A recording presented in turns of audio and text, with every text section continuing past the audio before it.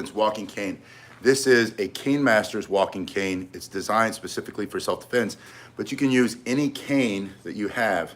Any walking cane. It can have a straight handle on the top, the derby style, or it can have this crook. I'm gonna be using the ones with the crook today so you can see the features there. With string here, you can wrap it on the back of your hand. This string gives you a little bit extra grip protection. From this position, starting from your shoulder, I want you to practice this first angular strike coming from your shoulder through the other side of his body. So think about what you can strike to remove or destroy his ability to see, breathe, his ability to hurt you with your walking cane. So this is all about self-defense. This is not an offensive weapon. It's all for self-defense. After this first angle, practice coming off the other shoulder. If you practice these very tight, you keep it between you and the threat, when you need it, you will do it more naturally. So you're just coming from one side to the other side. You're gonna add an angle here, turning this palm facing up and bringing it, think about through his ribs here, out the other side of his body, or maybe you catch him in the chin. Maybe he's reaching. You're gonna use this hard edge. That's a feature of one of these self-defense canes from Cane Masters. The link is below if you want to see what they are. But this will come through and compress that flesh, breaking the bone. Whatever he's holding, he's either going to let go of it, or it's going to go flying out of his hand as you do this upward strike, and then add a fourth strike coming here. So you have one down, two on the other side, three coming up, four coming up. Notice that when you pull it up, you're pulling with your pinky side, and the big muscles in your back take over, making it a much harder strike. So from this position, coming through one, two, palm up, four, and then I want you to bring it from here, from your shoulder to the other side. Thank you, Studer. That's a very generous gift. Thank you for that super sticker. Coming across this way, turn it over, and bring it back this way.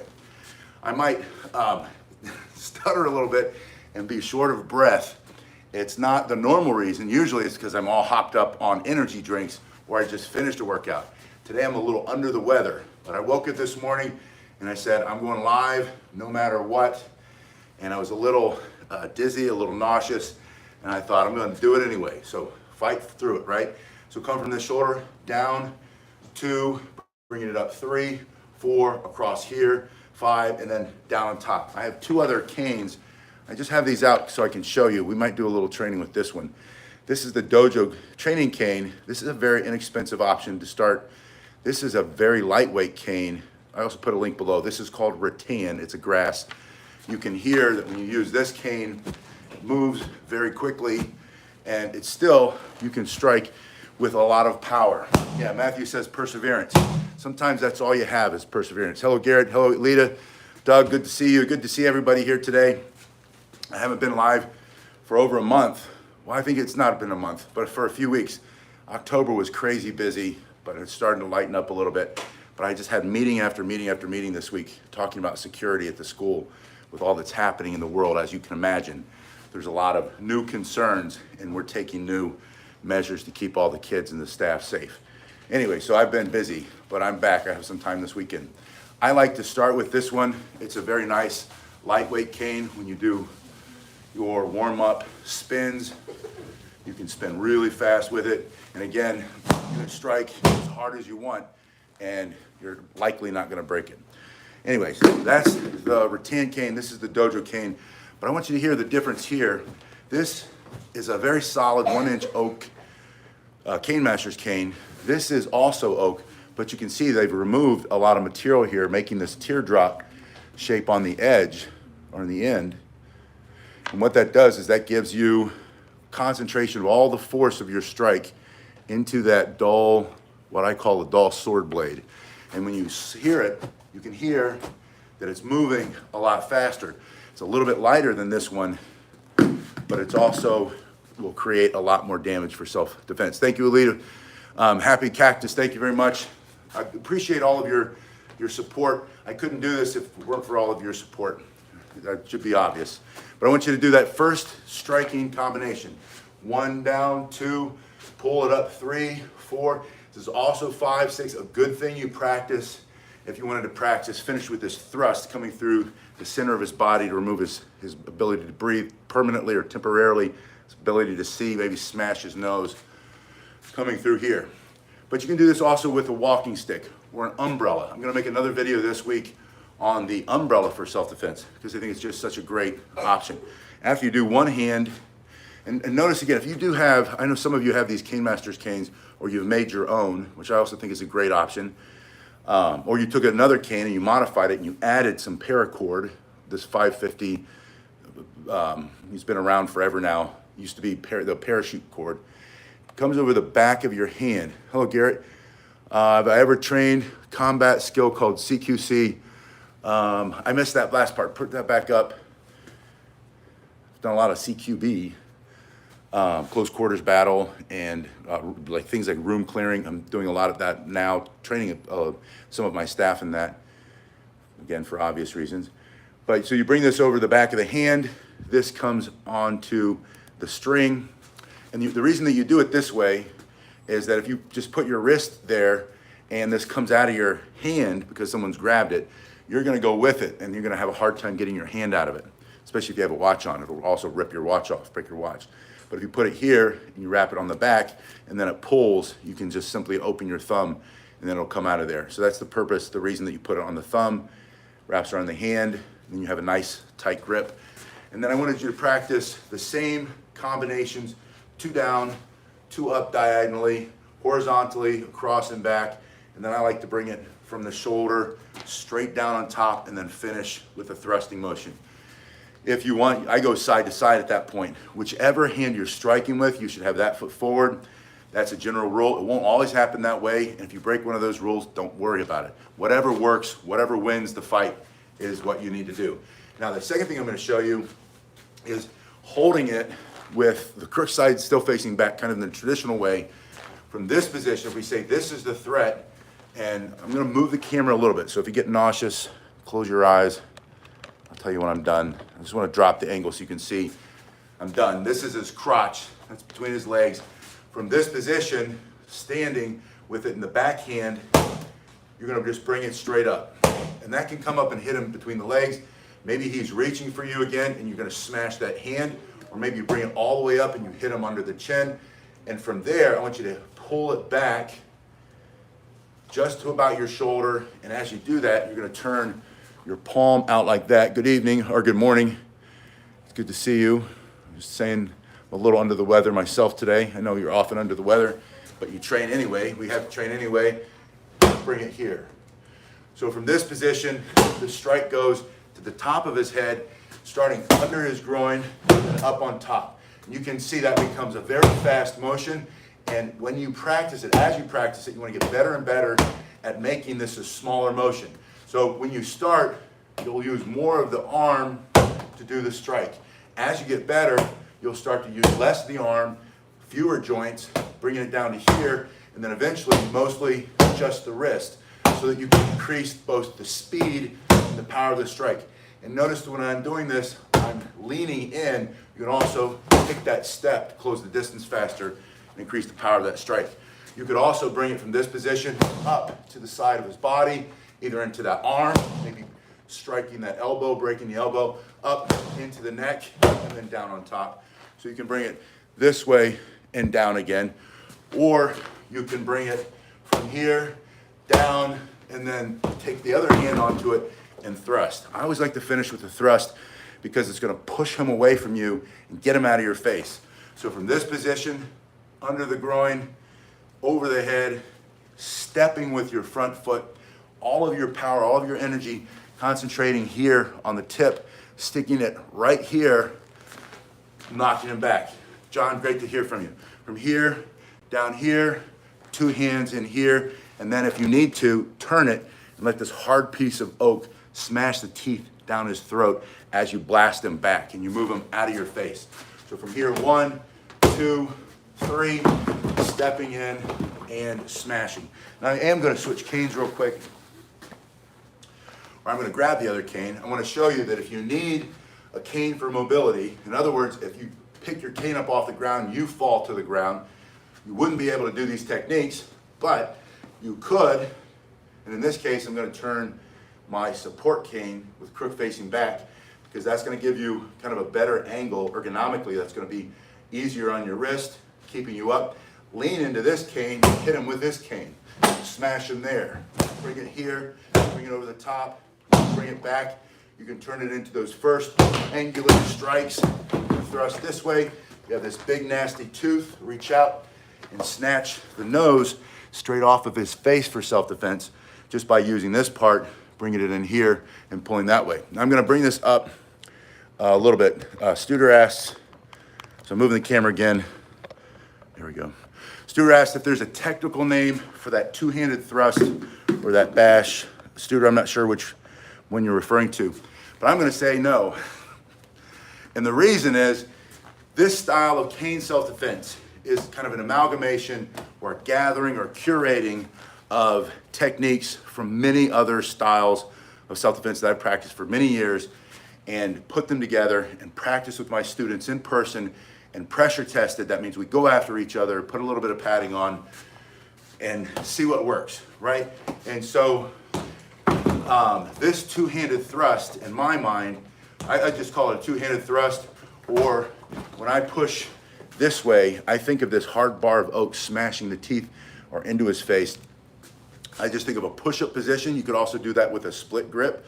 It also works just as well. This might be a little bit more comfortable, but this is just as powerful and just as strong. And I call all these are thrusting techniques or spearing techniques. If you think about like the Japanese word ski coming from here, that's a spearing technique or a thrusting technique.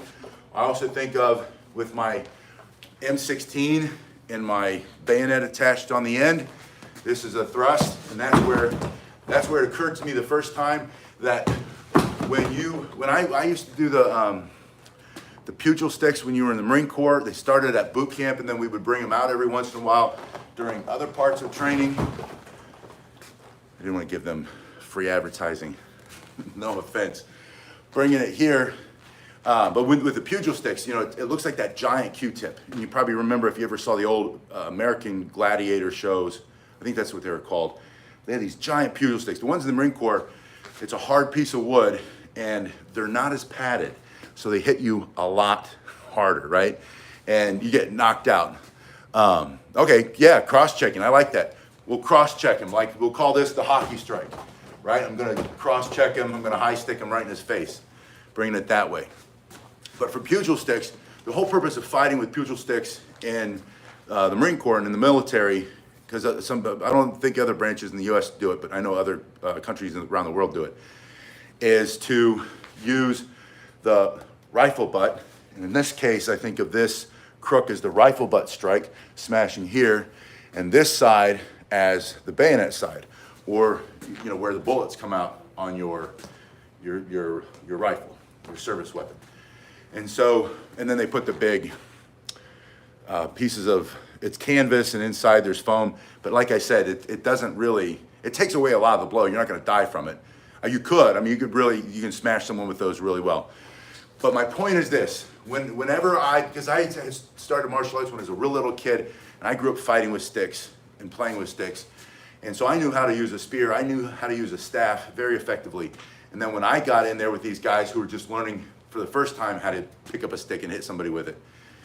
And when a rifle runs out of bullets, you just have a big stick. And so then that's basically what it is. And if you run out of bullets, this is the funniest thing that it makes me laugh when I think about it. I think people often, especially now with a lot of people who conceal carry, and they make the comment below, I don't need a cane, I carry a 1911, I carry a Smith & Wesson, I carry a Glock 40, I carry a Glock 10, and they always put that in the comment section. I say, well, what happens if it jams or you run out, or if he closes the distance before you can pull it, or you get caught, he hits you in the back of the head and you wake up seeing stars, or he's removed it from you, or you have to go into the courthouse, the airplane, the airport, all these places you're not allowed to take it. What then? Smarty, with the funny comment about, of course we all know that this is superior to this. If you wouldn't take a cane to to a gunfight, I mean that's asinine. But the point is, when you run out of those, you still have to have the other skills, and you should know how to fight in all these different ways. But what I was trying to say was, these big swinging strikes, and these guys would use their pugil sticks, and they would try to do one of these, and they're always coming this way, and the faster strike is always this. This is always going to beat this every single time. And so these guys would come in like this to hit me, and I would bend the knees, which is the way you do it. You load up the springs, your legs, and then use your whole body, and then you hear it come out of them as they go flying back, and their pugil stick goes, phew. And in the real world, and of course you're training for real world combat if you were a Marine, obviously. In the real world, that would be the end of most people, because then you could go up and you'd have to finish the job, and that's the horrors of war and all that kind of stuff. But the point is, this forward thrust and this strike, because it's coming from your center into his center, is always going to be a lot faster. So these are the ones that I prefer. I might hit him here and then bring this up, using this back, come through, thrusting and then finishing the job. But that's how you would use that technique, 1 and 2. Now that brings me back to the crook.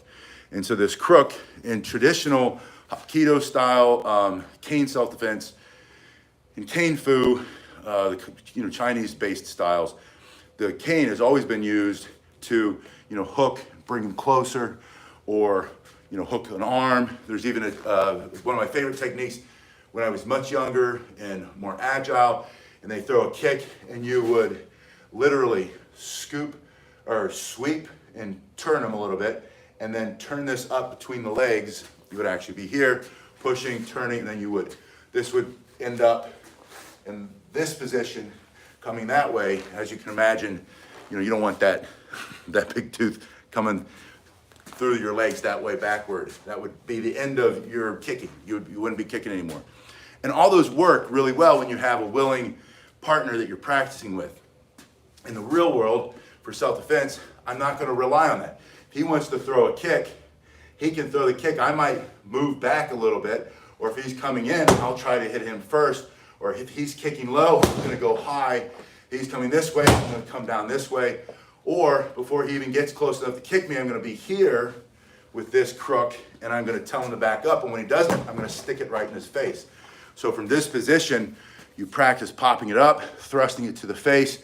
Then simply by turning your palm to the sky, it puts it in the backhand, and now you have a harder thrusting strike.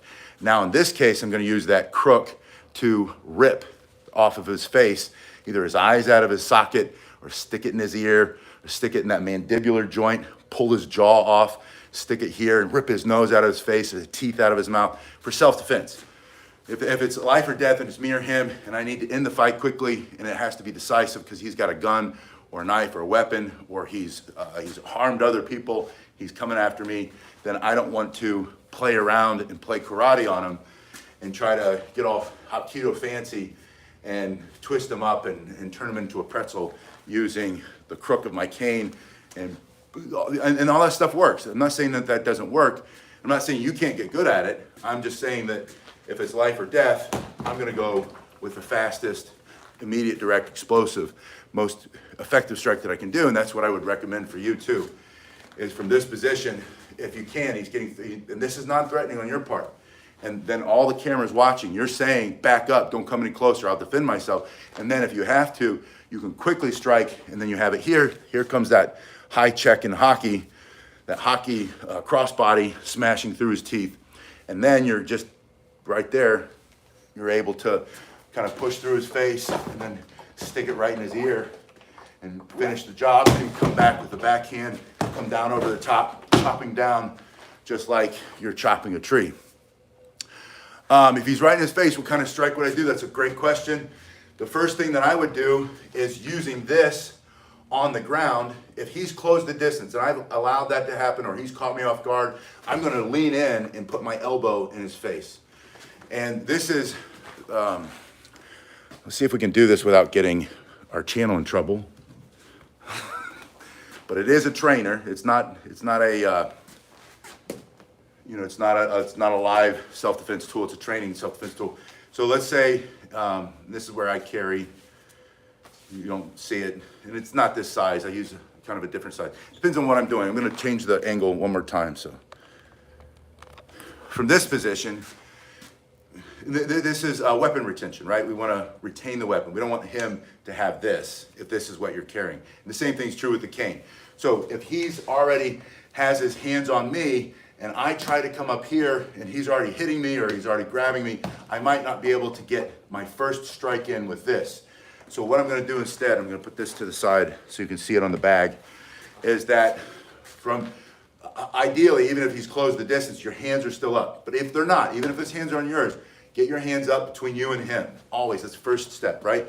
If you haven't already, get into a better position, which is step back with one foot or step forward with the other one. I would, if he's in my face, I'm gonna step into him because I have a lot of strength and I can push him back. If I start to step back, he might be pushing on me and that's gonna push me back more. But if you step in, you're gonna kind of brace yourself. When your hands come against his body, you're bracing the body. So in other words, if he's shaking you like this, and you put your hand there, he can't shake you as much.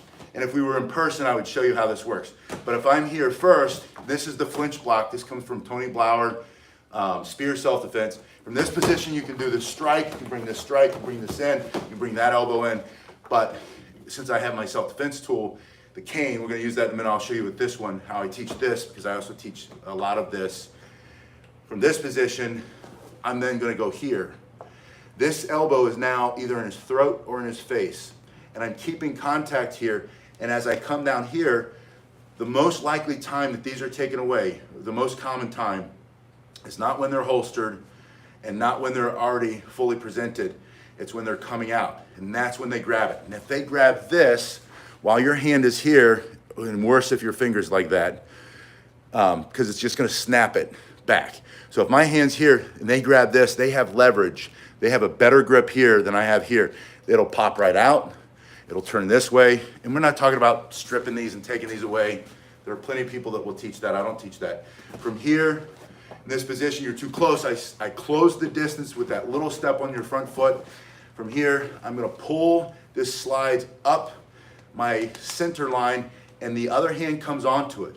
So from here, I wanna get this hand to here as fast as possible. So I have both of my hands in this grip and I'm gonna turn. So this is facing him and then I'm gonna smash and I'm pushing this way.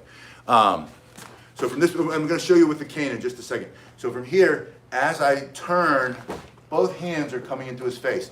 Now this position, even if I don't have one of these, if you don't have a cane and it's just you with your hands, you can grab your own hand and you can create a lot of power here, striking, pushing here.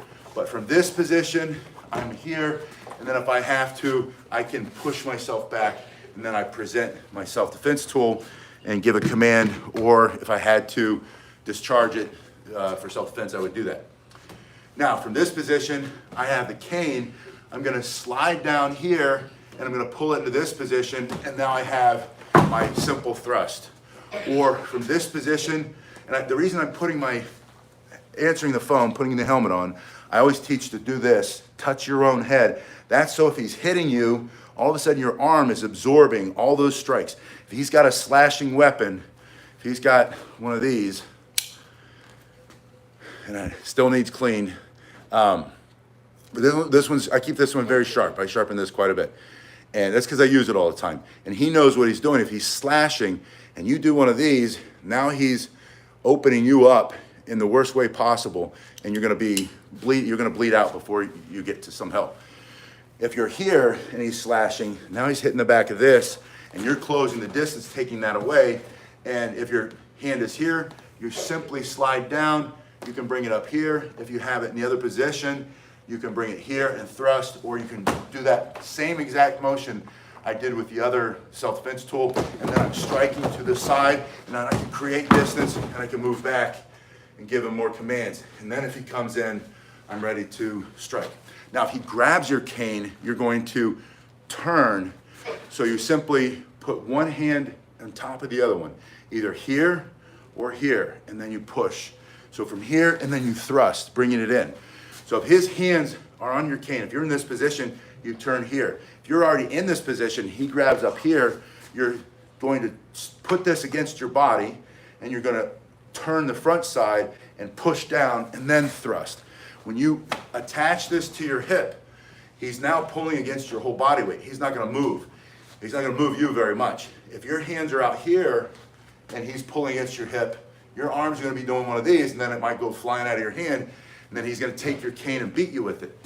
You're gonna put it against your hip, lock it in, twist and turn. You're using your hips here, go down, and it's a simple step, sticking it right into him.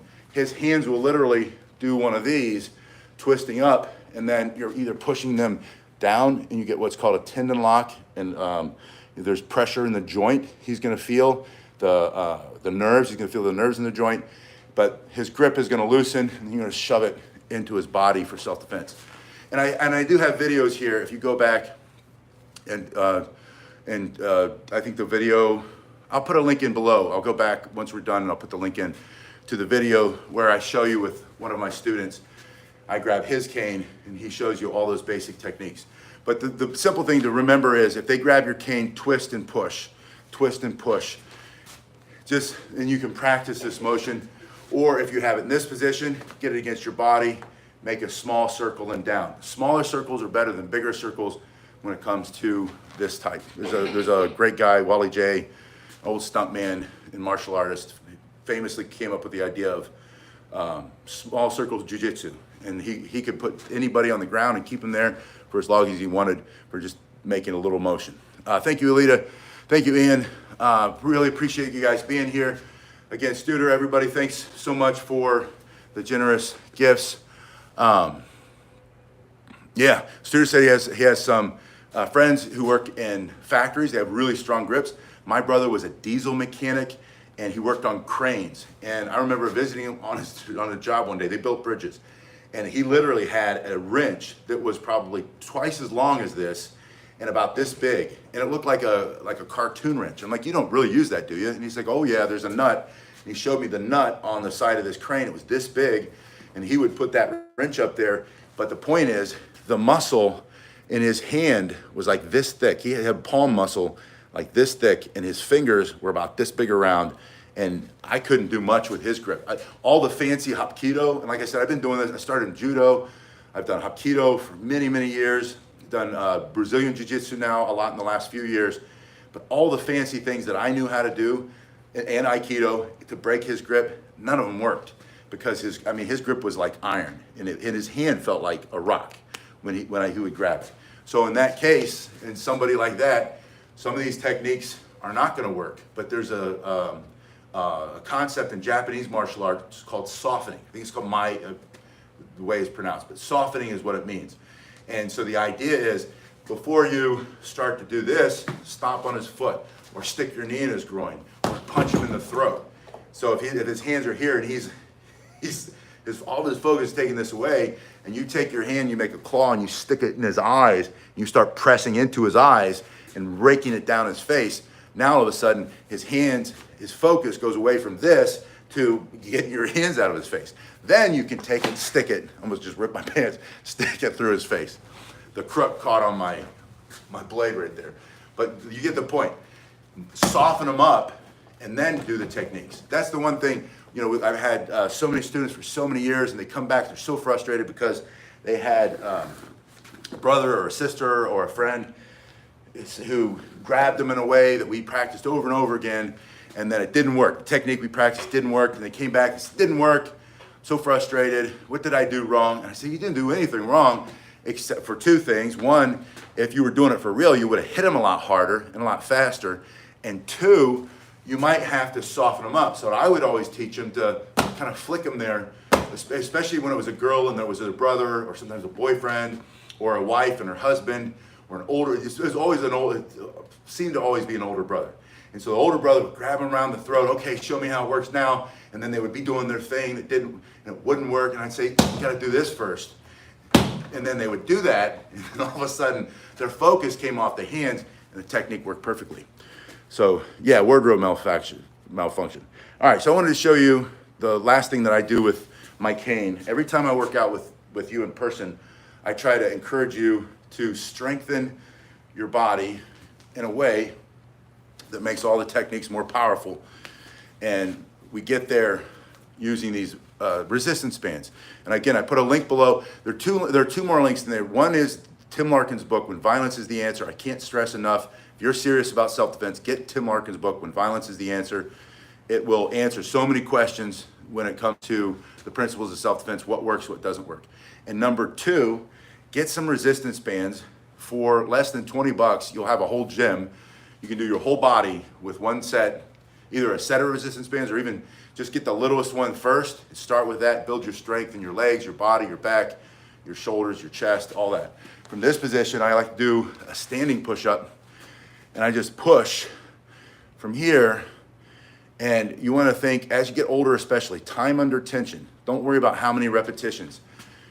When I was 19, I wanted to bench press 425 for, I think it was 5 times was my goal. And back then, it's probably why I have so many injuries now. You're young, you're full of hormones, you got nothing else to do, and so you live in the gym, especially when I was a young Marine, that's all we did. But now, as you get older, I don't want any injuries that slow me down or stop me or keep me from performing my other duties, my job as a father and a husband, and now security for the school and all the classes I teach.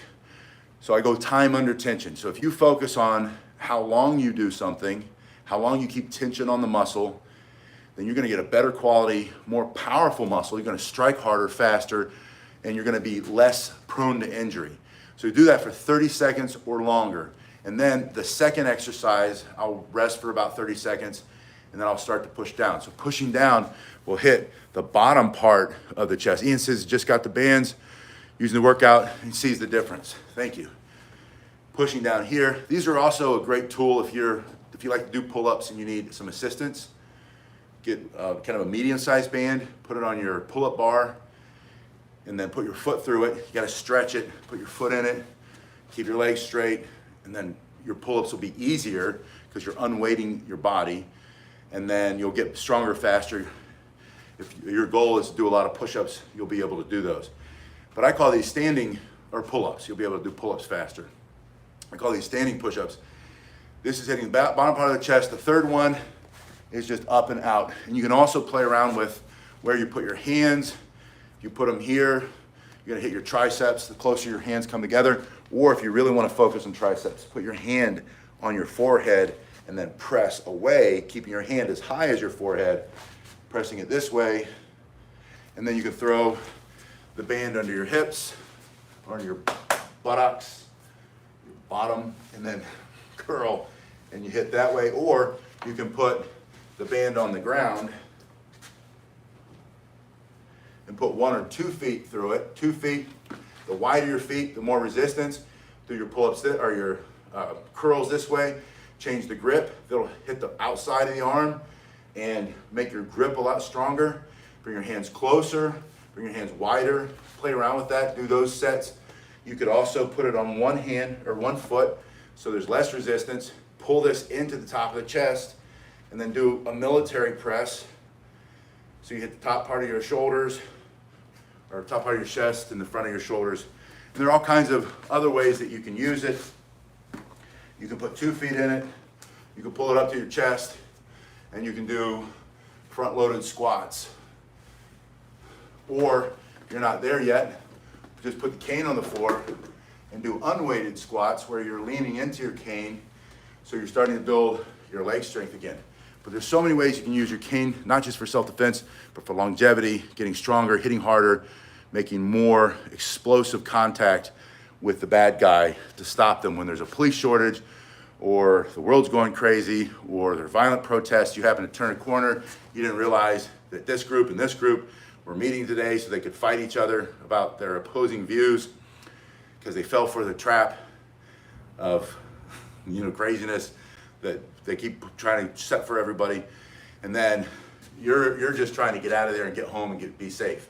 And you don't have to maybe destroy anybody for self-defense, but maybe just having your cane in front of you or in this position is in a non-threatening way. Back up, stay away from me. I'm trying to go home or whatever.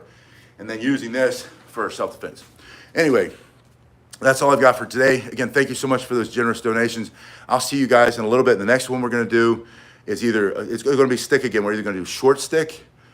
I know I have the walking stick in the queue, and then the umbrella. I wanna show you how to use the umbrella, because you might live in a country where they've taken away almost all your rights to protect yourself, but you can still carry an umbrella, and then you can defend yourself with that. I've also ordered a derby style cane, because you keep asking me, what if I only have the one with the handle? And those are really good for people with their grip. So I'm going to show you one where it doesn't have the crook, and you can use that. We're going to do that in an upcoming video. And then I'm going to try to get a partner here, and we can do more of that self-defense against having them take away your